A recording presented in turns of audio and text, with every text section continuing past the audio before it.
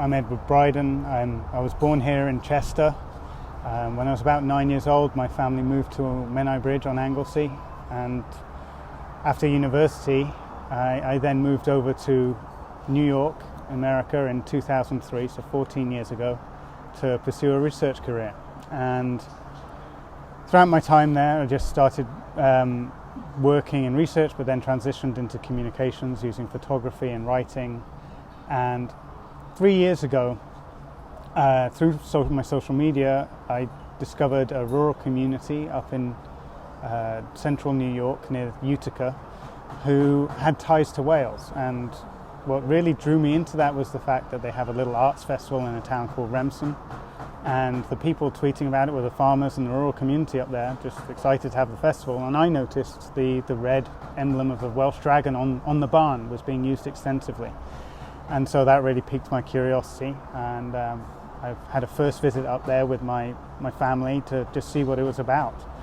And in speaking to a couple of people there in the St. David's Society of Utica, I learned there was a real set of people there who descended from Welsh immigrants, and that was borne out by stopping at a couple of cemeteries up there where I noticed the names of people like Rowlands and Williams, and they were born in Pwllheli or somewhere else in North Wales and died in Remsen. You know, this is from the 1830s, 40s onwards through the 1920s. So after that discovery, I took about a year to think about it before the next Remsen Barn Fest, and thought this is really interesting to me. I'm an immigrant from Wales myself to New York, and I wanted to learn more about it and felt there might be something worth pursuing here. And so I visited the Barn Fest again on my own and started talking to people more about their family history. And you talk to one person and it leads to another person and another person and another person, and so that's what really gave me the idea that this had legs. And the month after that, so that was September last year, the October last year, so just over a year ago, I went back up to start photographing and meeting people and collecting audio and notes on their story and their family history.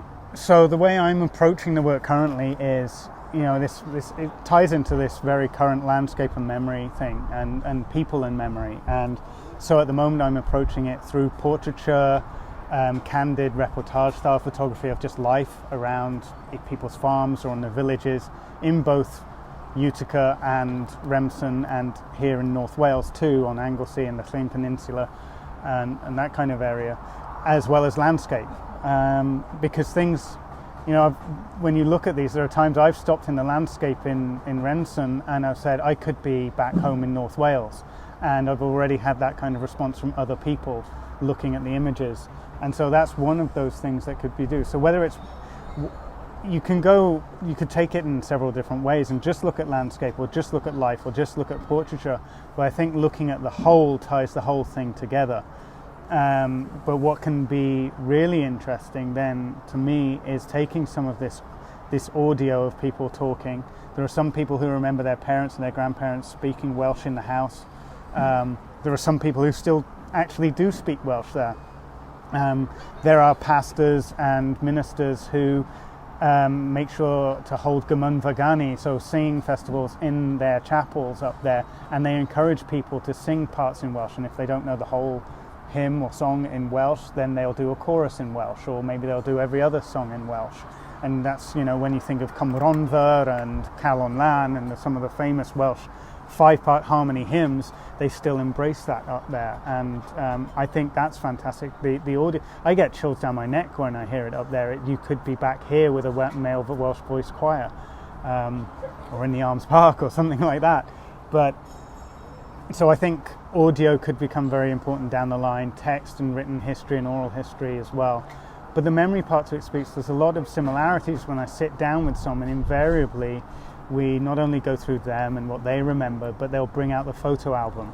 And they all have these old style black-backed, photo corner-edged photograph albums with the memory comes out. And so there are similarities of each visit that I'm coming through now that will probably make it into some form of a project, maybe where everyone's got their own picture book they're showing me, everyone's photographs of photographs and that kind of thing. In fact, one of the really interesting things thankfully having this great exhibit at Northern Eye Fest, and I really want to thank Paul Sampson at this point for curating and allowing me to be part of the exhibit. I've already got leads on some of the other images in the photograph. So the other day there was a part-time pastor in here who recognized one of the photographs I have in there. He recognized the writing on it, which was a photograph where the gravesite had been lost to the American side of the family. But he said, I think that's a church near Talon, near Llangefni. So now I have another lead on that and can take it down that direction. And I always try to think about the people I'm photographing and make sure that I'm bringing something back for them too, because it's personal to them, it's personal to me because I'm an immigrant as well from this area, but it's personal to them. So a lot of the time when they have very specific memories of things, I'm trying to incorporate that into the photography and bring them back something to remember it by too. You know, I do see this part of documentary photography and documentary discipline in general as being a very important social record. In America, we go back and we think about the FSA photography and Dorothea Lange and Walker Evans and all of that, and that's obviously a heavy influence on myself, as well as more contemporary photographers in the UK with Gus Wiley in the Hebrides, James Revilius, who was mentioned earlier today, in Devon, and those kinds of things really speak to what I'm doing. I would say that the people in Remsen are quite savvy about their history and wanting to try and get it to be wider recognised. I know they've had some links with the New York office of the Welsh Government. They've actually just been able to officially place the place name on the station up in Remsen of Llanfair Pwll Gwyngyll Goger Gwyn Robert Llantysilio Gogogoch. So they've got that up there, and they want to now. One of the things they're working towards and trying to get funding for is to create a humidity-controlled museum or area, at least, where they can store all the old Bibles and texts and ledgers that came over with the immigrants, because they're currently in the old stone chapel in Remsen, and that place has had some problems with mold and issues like that. So they're very worried about this history being lost. But if you look at my photography and the people in the photos, you'll see that it's on that kind of knife edge now as to whether the next generations down are going to be interested in pursuing it. I hope they will. I don't necessarily think my project will tip them over the edge, but if it can help in any other way to bridge that gap and help this history preserve, I'd love to do it. And of course, through researching the history up in Remsen and Utica area, you become very aware of the wider Welsh immigrant story in North America. Yes, people in Wales are very aware of Welsh Patagonia, and several people have done things on that. There was a lovely book produced recently called Hiraeth, which focused on the stories of people down there. And there's been another photo book by a chap, unfortunately his name escapes me right now.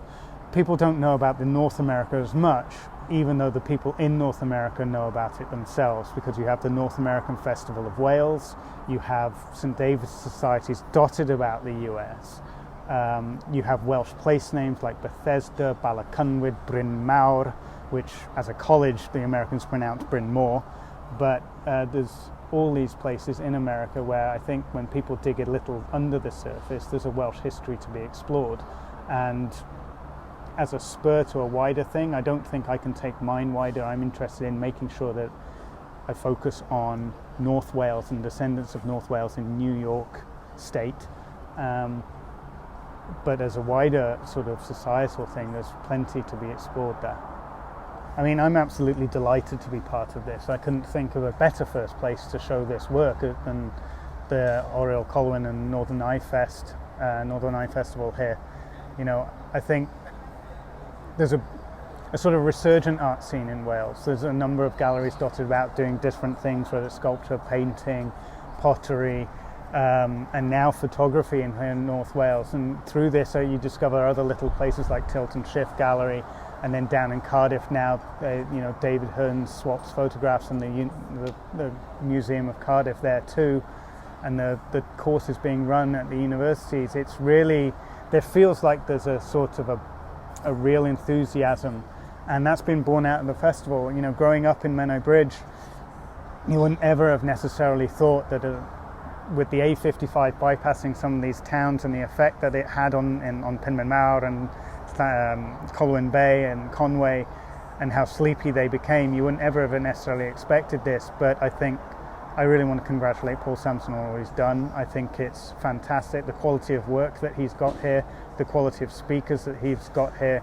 I mean, I couldn't think of a better festival to be associated with for this work, with the work that's along here. You know, I feel I'm honoured to be here with people like Jim Morton, Brian David Stevens, McCoy Wynne, Amanda Jackson, Jonathan Goldberg, and the others who've exhibited here. It's really fantastic.